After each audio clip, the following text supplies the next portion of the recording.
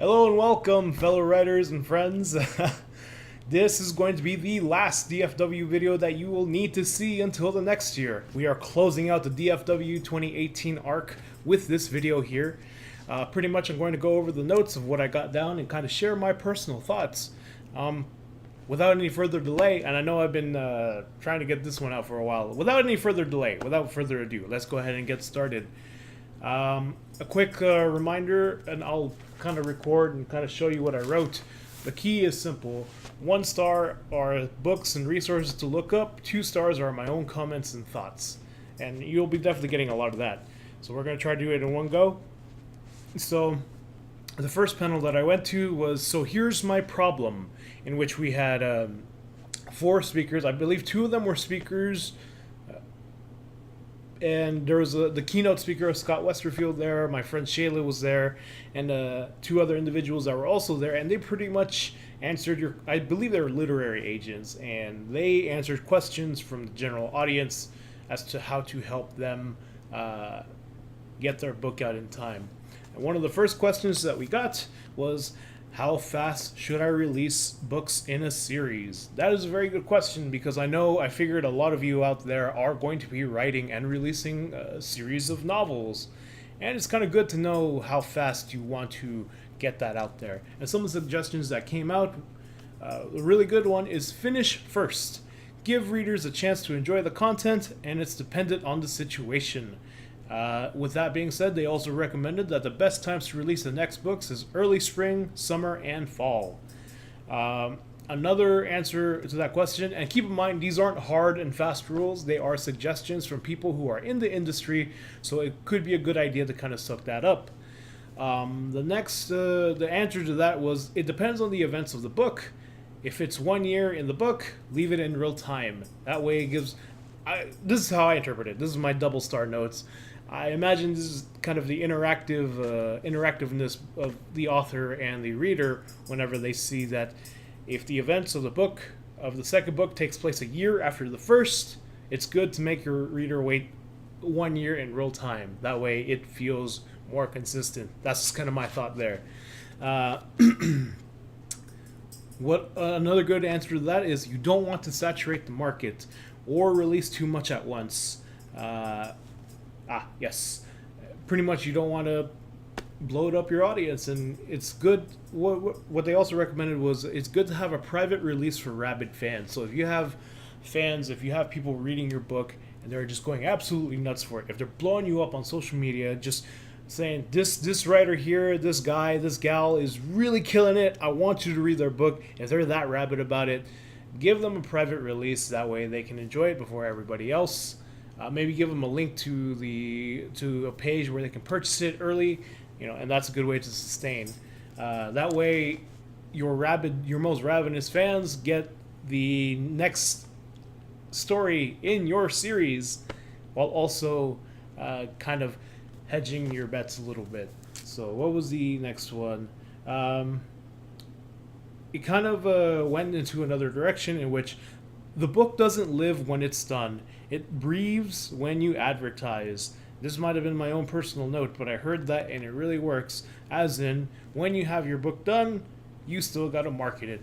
Now, for self-published authors, which I'm striving to be one myself, this was important because, it informs that self-publishing isn't easy, and your job doesn't end whenever the book is done. It ends when it never ends, actually, now that I'm thinking about it.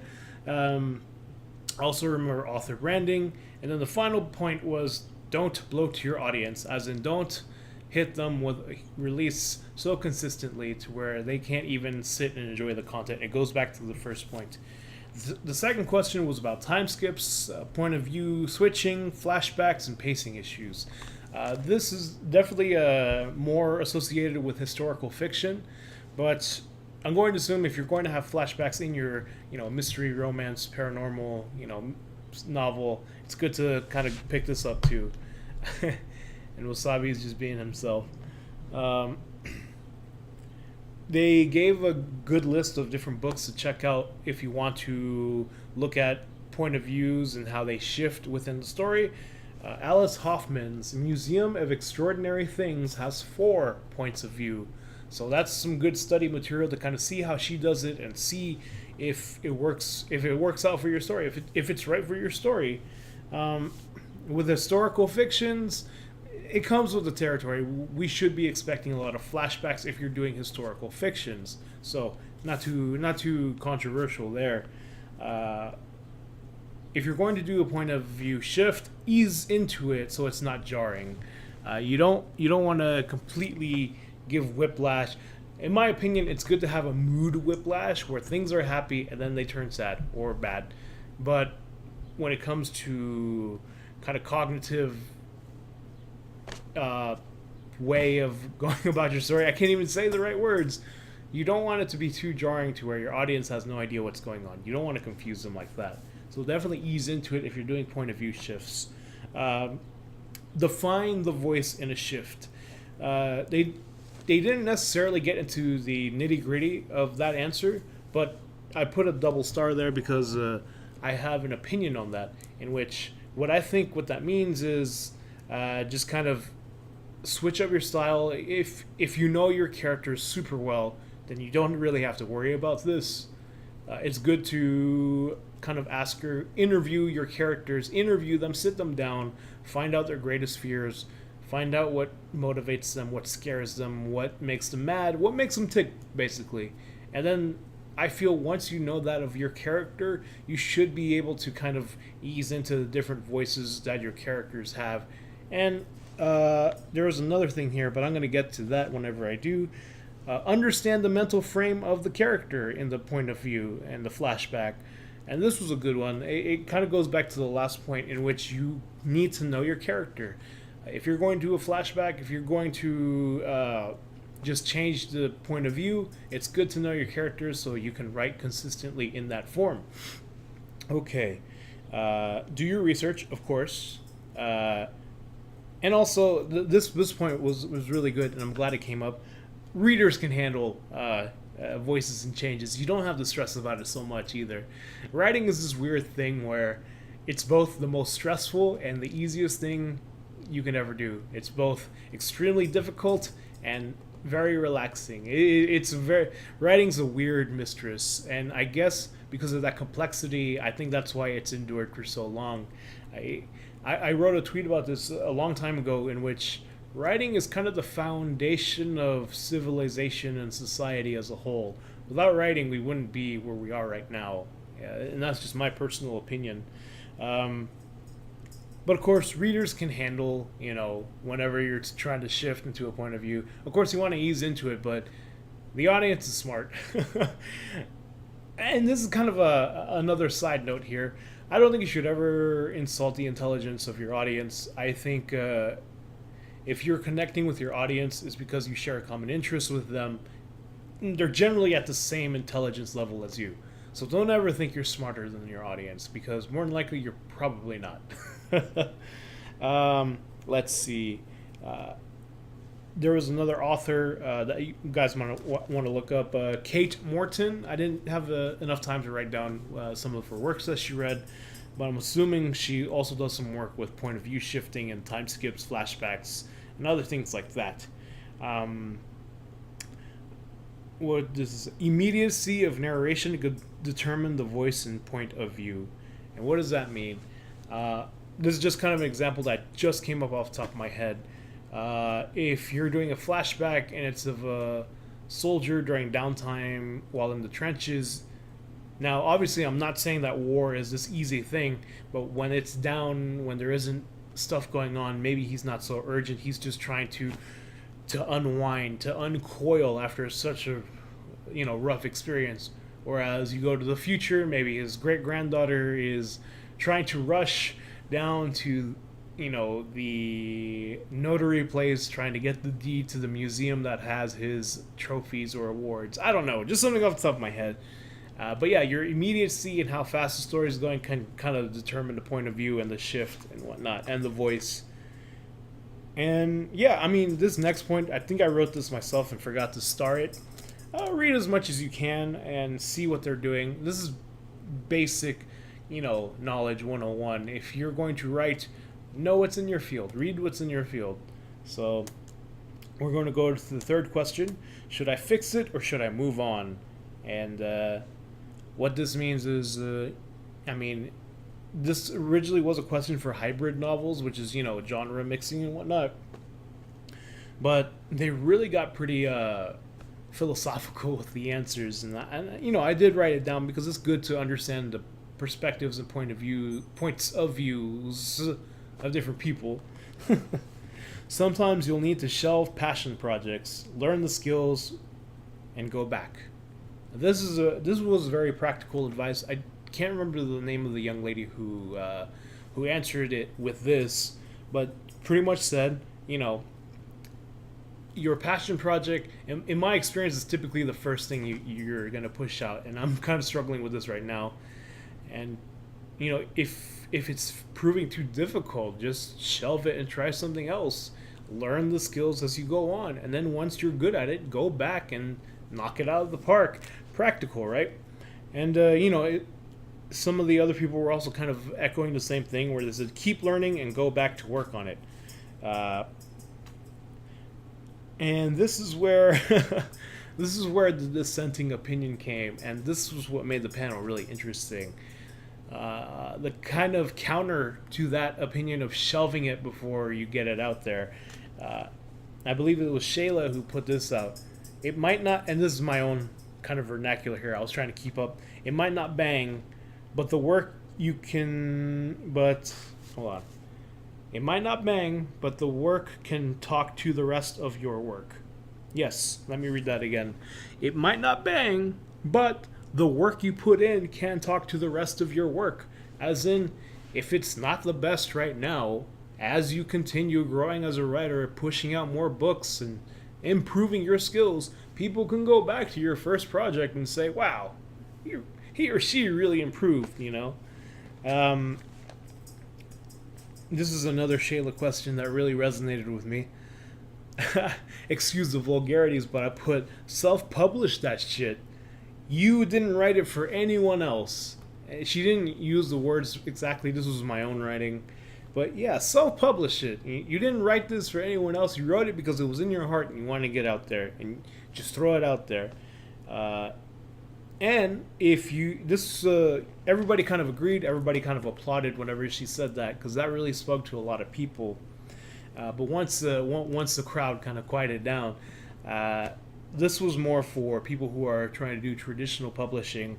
Resubmit the book again whenever it's polished. It obviously can't hurt. There's no laws against resubmitting, the same project to a prospective agent or publication house and whatnot. It can't hurt. So it's okay to resubmit it after it's been published, and it also can't hurt to let them know, hey, I sent this to you a while back. It wasn't that great before, but I've polished it, and here we are today.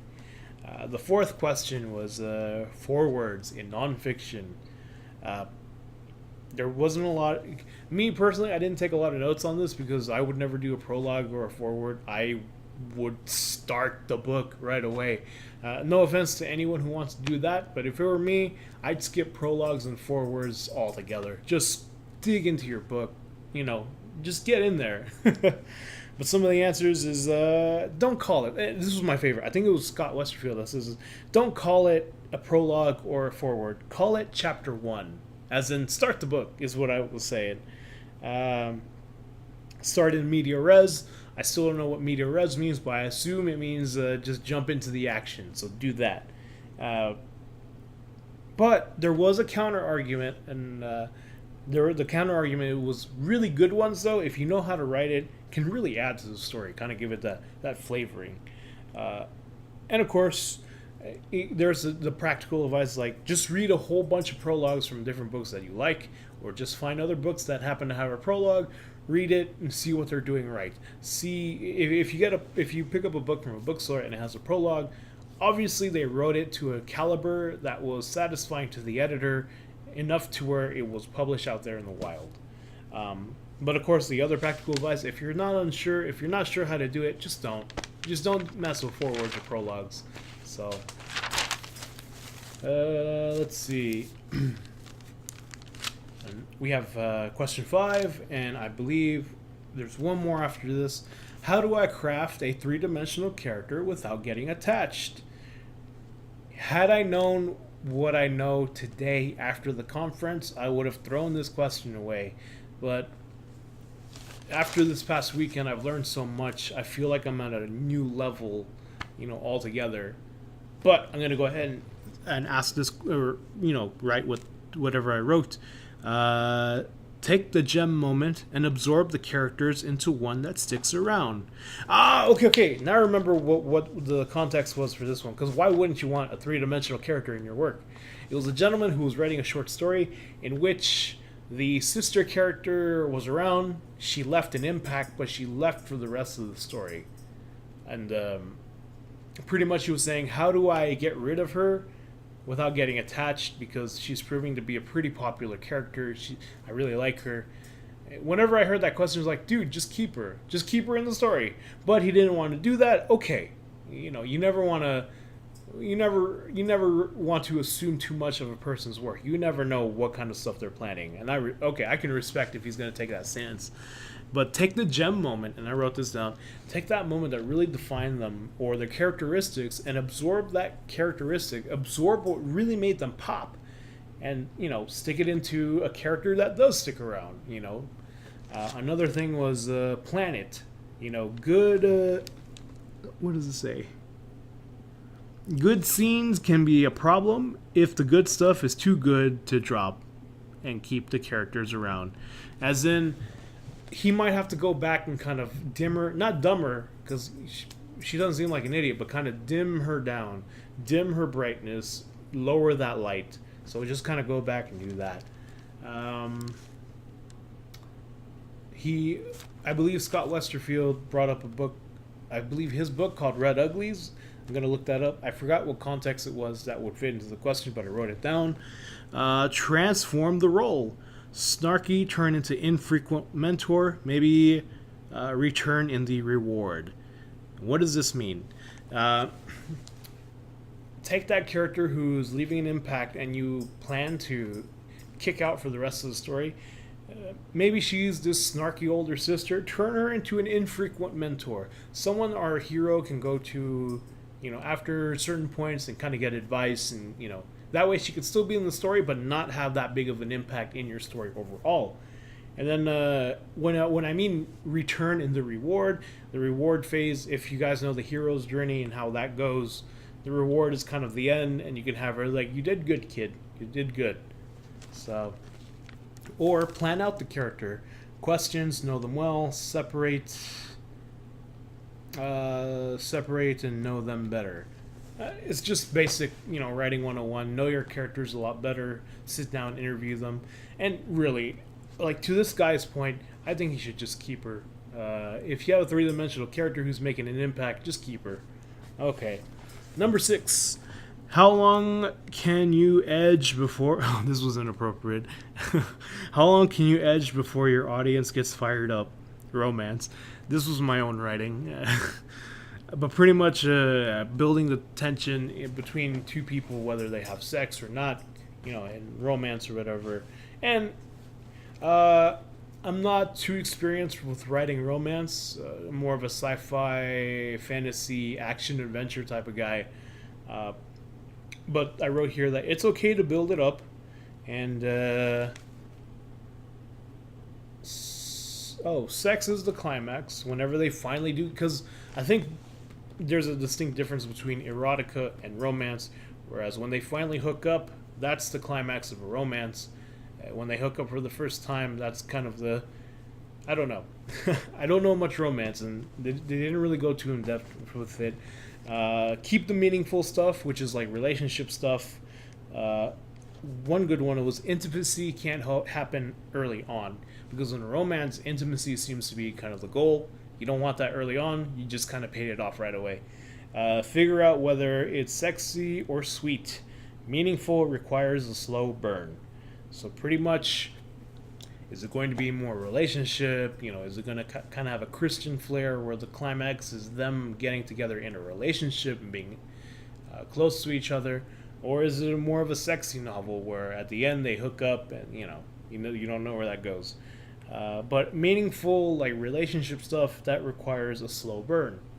Um, and people stay for restraint, as in if you hold back, it's one of those weird balance things where you don't want to hold back too much to where your audience gets frustrated and they leave your book, but you want to entice them long enough and kind of drag them along until you make it to the end. So that was day one. So here's my problem panel. The next one, I actually missed a huge chunk of it because I thought I was going to pitch around that time. I didn't really get the schedule just yet, but I did make it into the middle to the end of Shayla Raquel's marketing. One of the things I picked up is the 6-second rule, which is generally how long people stay on your website. If you're an author with your own website, people generally stay for about 6 seconds, and the 3 questions they want answered, even if it's subconscious, is who are you, what do you do, and what does this person want me to do, which is a call to action, which could be having a button there that says, sign up for my updates or buy my book, that kind of deal. How many websites or pages should you manage? Pretty much, I like how she described it as give your audience chores to do, right? So enough for the viewer to do. Subscriber button for sure for emails. Figure out your goal, kind of figure out where you want to go. Be respectful of their time. Make sure they get something meaningful out of your content. So whenever you email them, don't let it be a bunch of fluff. Maybe offer them a discount to some of your work, or just offer them something that is valuable to them. The principle is very much give, give, give, and then build it up so much that when it's time for you to ask, you will receive in return. How much time do you spend on your site? I believe a gentleman asked this. He was like, how much time do you spend on your site? And it's one of those things where once your website is done, it's almost set in stone, not entirely. Mainly to keep up on blog posts and updates, if you're doing that. Me, myself, I'm still kind of setting up my website, and I'll probably do that. I'll probably show you guys in a video of me just working on my website. I'm more of a vlog guy. I like doing videos, clearly. So I'll probably be just doing that mainly, but I'll always be open to answer emails and messages, so feel free. Shout out to Hattie. I'm sure I'm saying your name wrong, and I apologize, but she messaged me pretty early on, just kind of wanted to compare notes, and I was happy to do so, so this is a hello for you. A quick tip, some things to remember: 80% of people are on mobile phones. It sounds awfully high, but it also sounds pretty believable in my opinion. So you want to make sure your website is applicable for mobile phone usage. And to test this out, you can go on Google and test it and test if it's mobile friendly. You could type in mobile friendly test and test your website to see if it's mobile friendly. Because if 80% of the people are going to spend it on their phones, you want to make sure your website is up to snuff. Social media, this was another big one.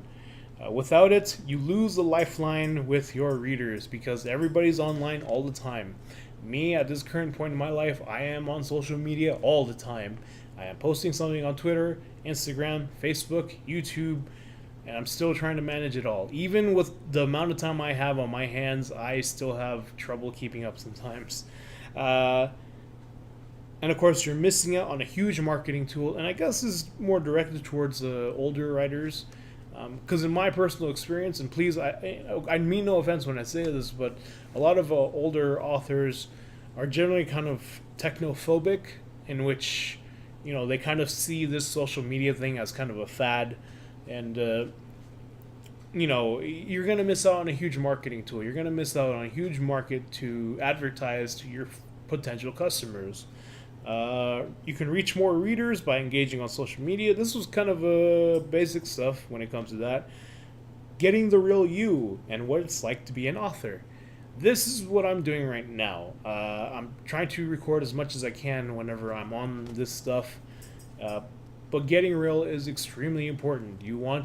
Because we live in an age where people are used to having, people suck up to them to try to get their attention, to get their money, their time.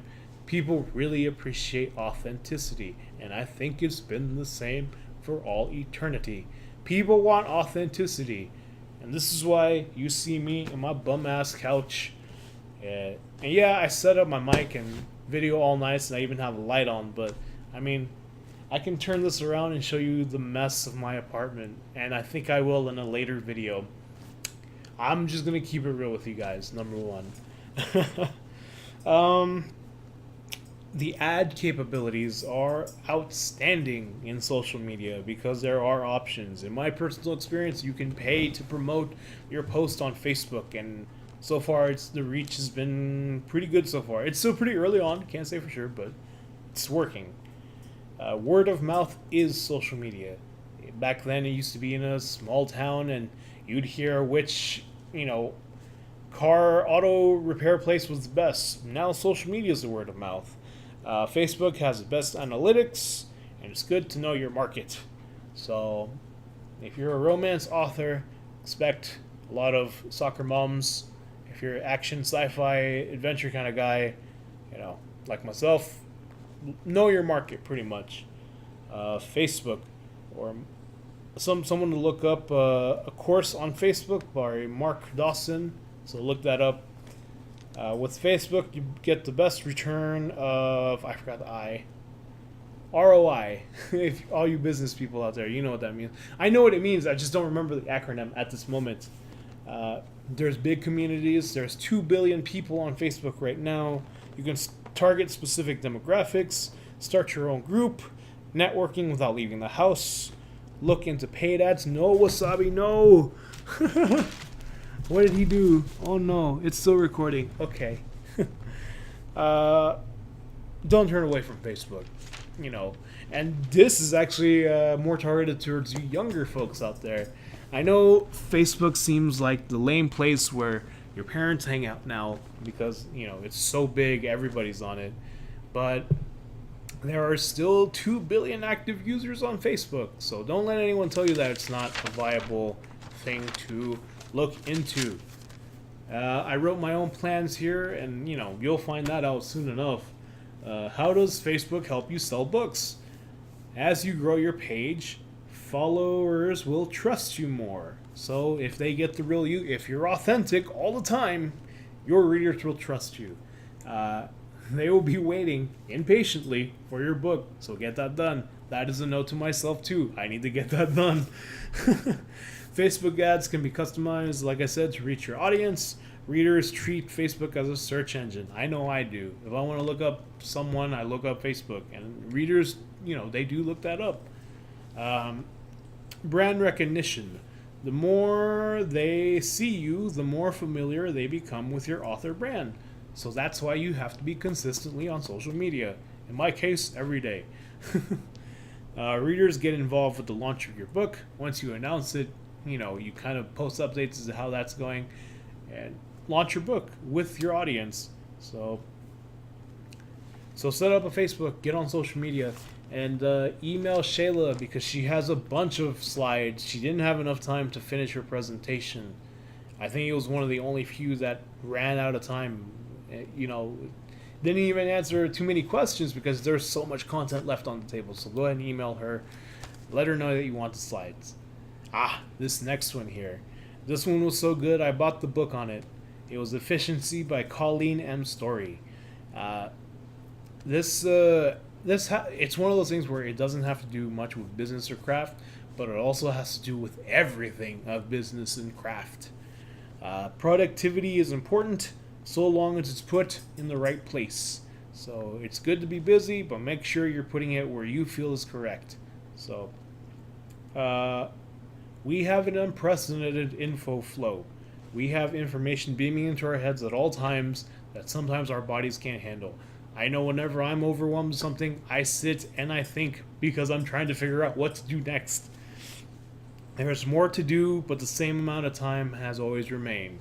We haven't found a way to increase time. And we writers, especially self-published ones, even people who are doing traditional, we're tasked with writing, marketing, and building a platform. And just all of that, and that's all on us. So, What are the undone things doing to us? What are the undone things? The undone things are the list you have at the end of the day that you haven't completed yet. Because at one point you decided to take a break, maybe you took a nap, something doesn't get done. And whenever you have something undone, what it does to you, what is it? It's whatever you've done, it's not enough. That's kind of the effect. There's the Zygarnik, Zigarnik effect, where we can't forget about it because we don't like that thing hanging on to us. And that's what happens. We have sleep problems. We have a reduced lifespan because we're sleeping less, because we're stressed out about the things that we haven't done yet. And this isn't about crossing things off your list. It's about your health. And the killers of time are perfectionism, a destructive goal setting, getting started, and time thieves. The number one, perfectionism. If you're a perfectionist, there's a good chance you procrastinate because not everything is good enough. You're hypercritical on yourself if you're a perfectionist. You spend more time needed on a project because it has to be absolutely perfect. A perfectionist is low productivity. And you don't want to delegate because you don't want to make the wrong decision, which you feel will trip you up. And that's the perfectionist. The advice given here is just let it go. Be self-aware that your standards are too high. Focus on productivity alone, and put a time limit on yourself. For yourself, you need to hit this deadline at this time. Destructive goal setting, the second thing that slows us down. Now, it's pretty much setting your goals and eventually it gets out of control. If it's a good goal, you're in control, it keeps you accountable, and it inspires you to take action. A bad goal just makes you feel like you're spiraling and you'll never get enough done. So, website to look up, writingwellness.com. Get a professional critique. That way you know where to work on. Build your email list. Plan your something. I have horrible handwriting. Lavne. Launch. It's launch. Okay. Number 3, getting started, which was the third time killer. There's too many excuses out there not to write. And the kind of things that were suggested to do is the 5-minute trick in which you tell yourself, I'm going to do this thing uninterrupted for 5 minutes. And make it pleasant, put on the right kind of candles. You don't want to put on too much music because then you could spend a lot of time picking that music out. I know I do that. Pretend it's practice. And this goes back to us perfectionists out there. Pretend that it's not the big game. You're in practice. It's okay to make mistakes. Put off something else. Make your procrastinator happy. If there are things that you have to get done that you feel are pressing, make it wait a little. Make your procrastinator wait, just a little bit. Make your procrastinator happy and focus on writing. The next thing are time thieves. Something like TV. Here's a bit of a contradiction. Social media, email, your commute to work,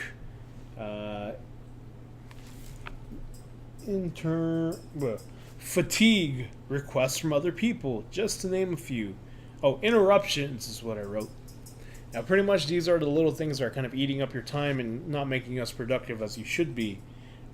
Get your sleep in is some of the advice. Get your sleep in, because when you want to stay up, say...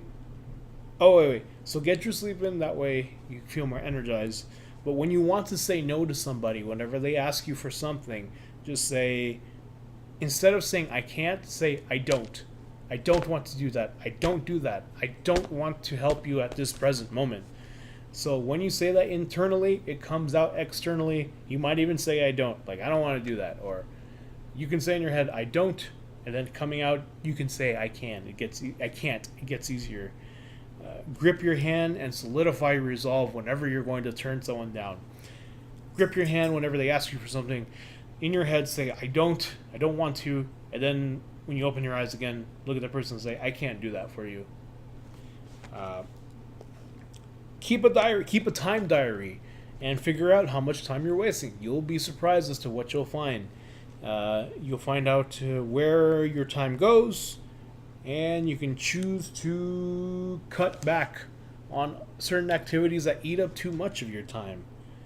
And the keys to optimal productivity: self care, sleep to about 7 to 8 hours a day, exercise, stress control, which is yoga, meditation, change your diet, hobbies, get different hobbies other than writing.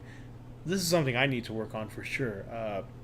Writing's my passion, and I guess video making is also a passion of mine, but I need to find a new hobby to kind of occupy my time. Still haven't found that yet. I will be looking into that.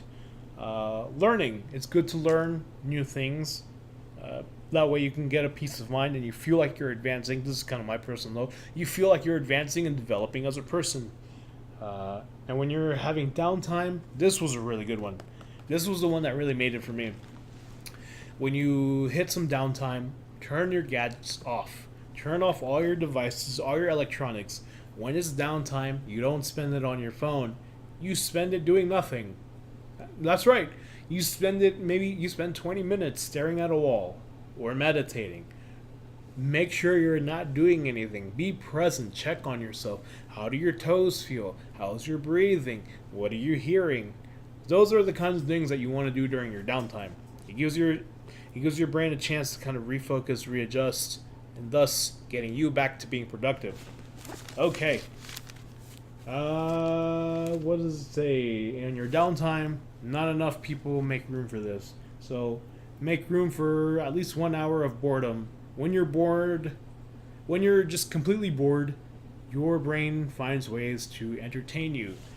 She recommended finding a phone book, kind of go down the names, kind of read it out loud for about an hour and see how creative you are after that. How productive depends on how you feel. I believe in that. If you feel great, you're going to be productive. If you feel crummy, not so much. So the downtime one is very important in my opinion.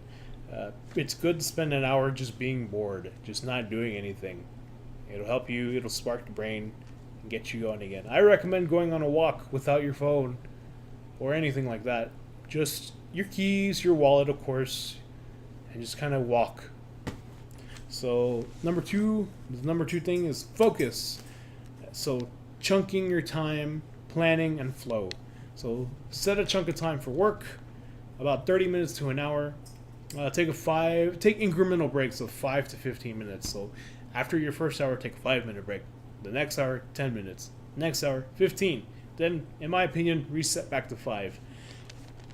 What does this say? You want to do intense work, break, intense work, break. And then plan the day before. This was a good one. Plan the day before of what you're going to do. Because our willpower is so limited throughout the day. The point of this is to give you less choice as possible. The least amount of choice as possible.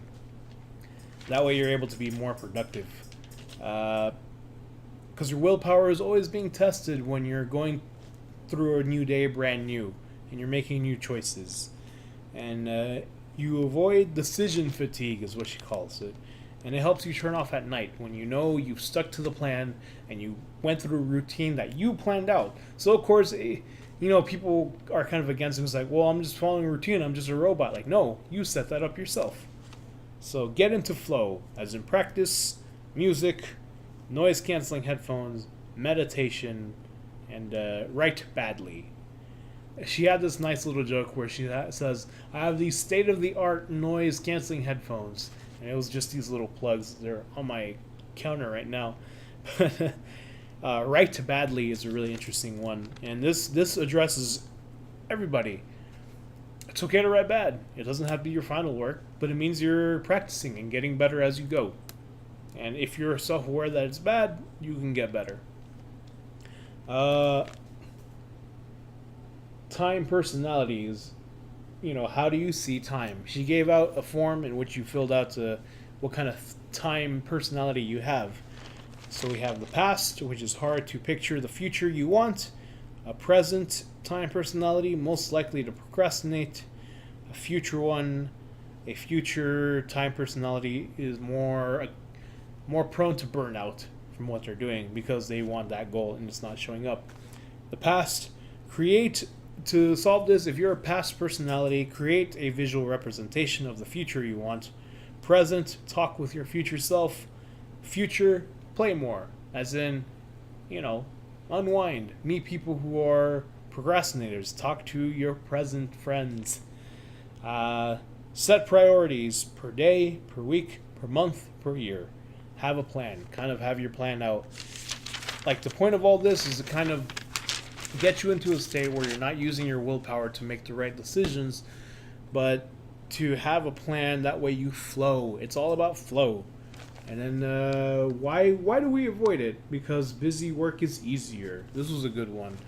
We prefer to do things that don't require too much mental aptitude and a lot of putting ourselves out there. That's why cleaning your desk is a lot easier than filling out those reports. I don't know. I've never been to the office world. I'm sorry I made that analogy. The next thing is fear. And as far as the busy work, we live in a busy world. Yes, we live in a busy world, and it's just easier to do busy work instead of the work that actually matters. With fear, we have fear of not being good enough, and, you can't doubt what you want to do. So you kind of have to get in that. She introduced the acronym of QUIT. KWIT. Keep what's important on top. Give yourself permission. Make your passion your priority. Trust your intuition. Let something go. Sacrifice, as in let go of something that's kind of sucking your energy away. And give yourself a permission to care about your passion. And what you should sacrifice is your leisure, clubs or groups that are taking too much of your time, cut back on expenses, and definitely TV. Which person do you want to be? The person you are today or the person you want to be tomorrow? So that was a really good one. Let's see. Trying to see how much I have left. A few more classes left. The keynote was from Scott Westerfield. I made it to, I believe, the middle to the end of that one. And I got to the part where he talked about teenagers. They're still new. Even the word is still new as far as teenagers go. And I think they get a lot of disdain because we're just naturally afraid of in-between spaces. That's why it's so awkward. We don't like things in the middle. So with 5 adults in the store, that's business. 5 kids, it's cute. 5 teens, they are loitering. They're the in-between. And what's funny is, as much as society disdains teenagers, pop culture celebrates them. The fact that we have, young adult novels and movies and, shows that kind of focuses on teenagers, we sure like to celebrate them, but not when they're around us in real life. It's very strange. And the reason why teens are such a good and fertile ground to write about and write to is because teenagers are very dramatic and events happen here. As in, the really good days are euphoric and the bad days are just the worst ever. And also, in events, this is where you get your first kiss, this is where you first ask a girl out, this is the first time you hook up with somebody, just kind of stuff like that. The teenage years are emerging ages, and like I said, the good days are transcendent and the bad days are catastrophic. And this is why we like to write to teenagers. So he went on to say, what are stories? And I really like this one. Stories are tools to make sense of the world around us. They are super powerful. They can convince us better than facts. It muddles it when it's sweeping. As in, you can hit someone with all the facts in your spreadsheet as much as you want, but if you don't tell a good story, they want to hear the story, because stories are powerful like that. We like to envision ourselves in this story. There was a classic story of a donkey deciding whether to satiate his hunger or his thirst, and it was the dilemma of choice. Not a very good story, but it was malleable and powerful enough to ponder about and to stick around. And we recognize ourselves in the donkey, even though the decision isn't really all that dramatic. But because the facts are there, we would rather have the sweeping story. So, the story doesn't have to be true in order for it to be powerful. It just has to resonate. Uh, and and I think it resonates with us because we're scared to miss something and face the consequences. I think it's one of those things, the dilemma of choice, as I said. Whereas if the donkey picks one, we think that the other option is closed off forever and he has to stick with this one. He said this is why a lot of love triangles and young adult novels work so well, because whenever our female character picks one guy over the other, it unlocks a whole new set of friends, a whole new life with this guy, while the other one is just closed off. We don't know whether one is better than the other. We just know there are a different set of experiences that are closed off. And the love triangles represents philosophies and the futures of the individual person. And then he went on to, what are novels? Well, they're invented after stories, but before teenagers. So in the last 100 years, the novels rose to power, same as teenagers. And I think the whole theme of what he's saying is malleability and the things that nothing really stays concrete, but also it does. The story of the donkey endures, but it always changes. We currently have an iteration of late stage capitalism in which, I'm not going to get into that. I don't even know it well myself. Novels are powerful. Everything that we eat right now is attributed to the novel of the jungle way back then, in which it exposed kind of the handling of food by, companies or whatever, and it, forced the government to play its hand and change regulations. I believe it set up the FDAA. I'm not a historian, folks. I'm a storyteller. Let's see. A long piece of prose. Yeah, a novel is a long piece of prose with something wrong with it, as in the plot conflict. Novels are this is my personal note. Novels are malleable and can hold anything.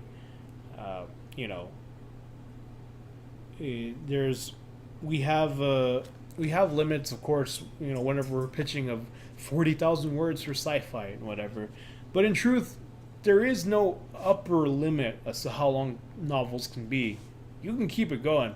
I remember hearing about this Smash Brothers fan fiction that just goes on for thousands of chapters. Man, writing is like that. Writing is weird like that. A novel can be anything. What are novels good at? What can you do with it? People don't know the facts, but they know where they are. Yeah, they know where they are. They know where they are in their life, and the facts aren't necessarily important. Novels engage with all the senses and always use all 5 of your senses whenever you're writing. You have infinite budgets with books, sound effects, special effects, and sets. And you never have to spend a dime whenever you set those up. You can create an entire civilization and wipe it out in a matter of minutes. You can't do that with movies. And you can reach into the heads and plant the perfect version of yourself in the characters. Novels are also good at hiding things, and details can disappear. You can always challenge a reader's assumptions, whether it's their beliefs or just their own prejudice. You can challenge it because books, what are they best at? Details that can't be shown by film. The primary affordance, I'm using a fancy word. The primary affordance of a novel is the point of view. And we need to know which point of view we're in. And the simile. This was a tip on how to write a simile. Keep it relevant to the point of view. If it's in the country, stay in the country. If it's in the city, stay in the city. A cliche tells you nothing, and it tells you nothing of the character. So avoid cliches whenever you're writing. Good similes don't tell you about the cave, it tells you about the character. As dark as a cave, And good similes are invisible because we notice the bad ones, we never notice the really good ones. Bad similes take you out of the character, which is worse than taking you out of the story. Because at least with the story, you still have the character. I wrote my personal note. Writing is experimental, and we figure out what works. So don't be afraid to take risks whenever you're writing. We can observe a person and know that what they're about. It's called empathy. Whenever we try to figure out what the person is thinking about, what's in their head. Novels are the outgrowth of empathy, and movies are the outgrowth of the eye. So that's kind of the difference there. Novels are machines for becoming other people. Stick with someone long enough, they start identifying themselves in the characters. Teens are always trying to figure out who they are, and they are the masters of empathy. They empathize a lot easier with the characters. It was a very, very, very good keynote. Very, very good keynote, for sure. This one was a bit more heady, more technical. I wrote some notes on it, but it was by Michelle Wickmandy, and it was using insights from social media to gather strategy. And pretty much the basic principle in this is using data to influence and kind of set up your novel following data points. And not just figure out which points are the most popular, but also figure out how to serve underrepresented demographics. And I can already see the controversy with that, whereas now you're just kind of making books specific to an audience. It doesn't feel real. Not necessarily. I feel if you put your passion behind it, doesn't matter what the setting or what the characters look like, if you have full force passion for it, it'll always work out in the end. And pretty much she gave strategies and different sites to kind of, and told us about AI to kind of figure out data and use data in storytelling, which was very interesting. So definitely check that one out. Trying to see what other ones really blew my mind. Oh, okay. This is one I need to read. Make Your Mailing List Work for You by Amy Toscata. I swear I'm trying my best to say the names right. But definitely, it's important to have a good mailing list and make it work for you because you want to entice the readers. She brought up a very good analogy here. While we're out there on social media, on Twitter, Facebook, YouTube, it's very much like being at the club. You want to try to get the most attention possible. Whereas if you have a mailing list, emailing your customers, that's more of a dinner party. They get to know who you are. And that's why it's important. Get your club crowd to go to dinner with you, pretty much. And the best way to start it off is to give something for free.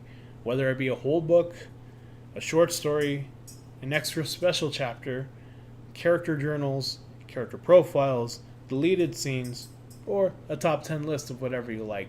As long as it's informative and is productive to the audience. She kind of gave us a chance to write what would be good giveaways. I put down, you can give away a PDF with an excerpt of your book, mugs, pens, knickknacks that are customized to your brand. I also wrote an audio recording of an excerpt by you. Record an excerpt of whatever you're writing and give it to your emailing list. You can spread it out to all your platforms. The free stuff anyway. And she gave kind of guidelines of how to go about the first email. In the first email, give them the free thing. As in, give them the book, the excerpt, whatever it may be. Welcome them to the list. Give them a brief paragraph about yourself. As to what you like to do, who are you. Ask them to reply to a question, as in, what books do they like in the genre that you're writing? Hint at the next email. Did I write that? Yes. Yeah, let them know that something else is going to come up and that you're going to get one soon. Leave a PS to see if they have friends who also want free things. That way you're able to expand your web and network and get more people to sign on. In the second email, wait about 2 to 3 days between this one and the first one. Ask if they got the free thing that they're, from the first email. Let them know that there are books in the genre similar to yours. It'll be a nice tip for them. And another paragraph or two about what you write. Really get into the details as to what you write about. The newsletter sequence, and she kept updating this, which was really interesting. It kind of keeps you engaged whenever the thing updates. So the newsletter sequence we're in is the freebie, ask what they enjoy, check if they got it, and similar books. Let them know there are similar books out there. Books related to freebie. Link the book that they can buy. So whenever you give the freebie out, let them know, like, hey, if you enjoy this, here's another book in the same series that you might enjoy. Next in series, if first was free. Any universal story. And this could be kind of added on later on. And continue for the rest of your series. So whenever a new one comes out, maybe the old one can be free, and the new one has a link to where they can buy it. Why ask them about books? Because you want them to mentally link your books to big name authors on the genre. So you want to keep asking what kind of books they enjoy. Suggest books in the same genre that they enjoy, because you want to mentally link yourself to that big name. And also bought. After about, this is more practical right here. After you sold about 50 copies on Amazon, it generates on the also bought kind of scroll. Whenever you go down, it says this, people also bought your book, big name book, another of your book in the same series, and it works as free advertising. After all that, then what? Blind and stupid, determined. Oh, this was me. Never mind. She made us write, she made us write what we think of ourselves. That way we can figure out what to email our mailing list about. Don't do that. Not in front of the people. And mainly, you want to attract readers, not writers. As in, you want to find common topics to talk about. They can be from any genre or in your life, or explosion? Explosion, something new, big movies. This is pretty much you engaging with your readers, not your writers. Because, you already know writers. It's time for you to get readers. And it's good to kind of give a personal emails talking about something else that's going on, something's going on nearby. Maybe talk about the latest big movie that came out. Share recipes with your mailing list. Or maybe share an embarrassing stories, at work, if you still have a job. Always reply to your emails. It helps cultivate connections with your readers. They are excited whenever an author replies to them. I would be too. They won't care if you don't. Because it translates to, if your audience doesn't feel like you care about them, why should they care about you? So, if you do get overwhelmed, hire an assistant to help you respond to those emails. So, generally, keep your backlist selling. Use your universal experience to bring up a backlist, as in, this reminds me of something that happened in this novel, and keep bringing up your backlist for them to purchase. After a few more emails, you share your series and your selling backlist. And how to gain info, you ask your readers straight up, or surveys or calls to action. You can do a Google Docs survey, get their age, how many books they buy, where do they buy it, are they in Kindle Unlimited or KU? Open-ended questions at the end of the documents, or ask readers to be in your review team. So very informative, and I believe this is the last one for day one. I'm going to have to separate this because it is going on rather long. I've been talking for about an hour. So this one is Fight or Flight by Margot Katz. This one was also really interesting. I heard some of the things she talked about on a TED Talk a while back, talking about the 4 states of being. That's what I called it. She called it something else. I call it the 4 states of being. But with Fight or Flight, the thought of the guy behind me is putting the work. What does this mean? This was asking, an Olympic runner, what motivates you? What makes you get up on those rainy, muggy mornings to run? He's like, I'm scared of that guy who's only a few nanoseconds behind me. That's why I want to get better. Fear is compelling. And pretty much don't live in the leaves, get down to the roots. Fear and the drive to survive is what makes the character interesting. I like that little analogy. Don't write your character in the leaves with basic, information. Get down to the roots, What does it say? Blocks like different animals are instinctual, but we have different mental and spiritual fears. A human baby needs to be taught about fire, because we're naturally scared of fire, but we need to teach our children, to be afraid of fire. Whereas animals, they kind of get that right away because they have lower needs than us. Lower needs, not lesser. Then I'll get into that. And fear is always derived from a story. Now, this is getting into the TED Talk I was talking about. I might as well talk about the 4 states of the body. Pretty much, we are in a constant state because emotions come from a story, from a backstory, is what she said. That's where our emotions come from. As far as how our body feels, it's our brain kind of navigating, kind of reacting to whatever's happening to us. You have unpleasant and pleasant. You have aroused and calm. Now, aroused doesn't mean being horny. Aroused means all your systems are fired up.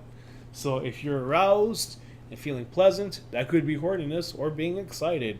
If you're feeling unpleasant but also calm, it could mean you're feeling sad or disappointed.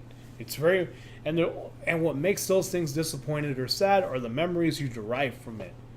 That's where I recommend checking out that TED Talk about not TED Talk. It was from another podcast called Invisibilia, where they get into that. Whenever an event, i.e. a dog barking, lands, the backstory can change. Now think of it like this. As I said, the 4 states of being. When a dog barks, that can trigger different emotions in different people. They can feel unpleasant and aroused, as in scared. They can feel pleasant and calm, nostalgic. They hear a dog, it reminds them of their dog. They hear a dog, it reminds them of the dog that bit them on the lip. Fear is just the backstory of whatever happened in our life, and the 4 states of being are what kind of inform it. The 10 tools for using fear. Identify a constant problem or a fatal flaw. Identify the fear the flaw is expressing. What was the inciting incident or source for that fear? What's the conflation, conclusion, or eternalized explaining the larger reality and the worldview? How has your character avoided dealing with that fear? This is pretty much what makes the story interesting and what makes our characters confront that fear. What would it take for your character to confront that fear? Is the character self-aware or in denial? This was a good one. Is your character aware that he or she needs to change, or are they just in complete denial? So, I wrote look up Lying Awake by Mark Salzman, and also Remnants of the Day by Kazuo Ishiguro. I wrote here, look this up, level extreme, because they deal with fear in their. This fear manifests itself in what behaviors? As in, how do they react? If someone reacts really extreme to cucumbers, why do they react extreme to cucumbers? That's your job to figure out. Pay attention to opportunities to reverse engineer your characters. Your characters, you stumble into them as you write. Oh, pay attention to opportunities to reverse your characters. Reverse engineer your characters. You stumble onto them as you write, as in your character develops as you continue on. Build a fear arc. Okay, build a fear arc, emotional and anchored in fear, and overlay it on the story arc itself. You have the plot, and you have the character, and they have to confront their fears.